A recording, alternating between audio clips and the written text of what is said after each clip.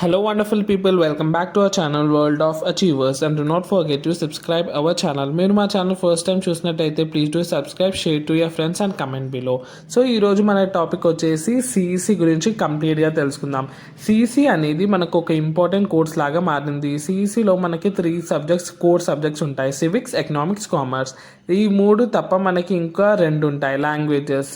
First language వచ్చేసి మీరు English ఉంటుంది, సెకండ్ లాంగ్వేజ్ వచ్చేసి మీరు చూస్ చేసుకోవాల్సి ఉంటుంది హిందీ, తెలుగు, సంస్కృత్లో.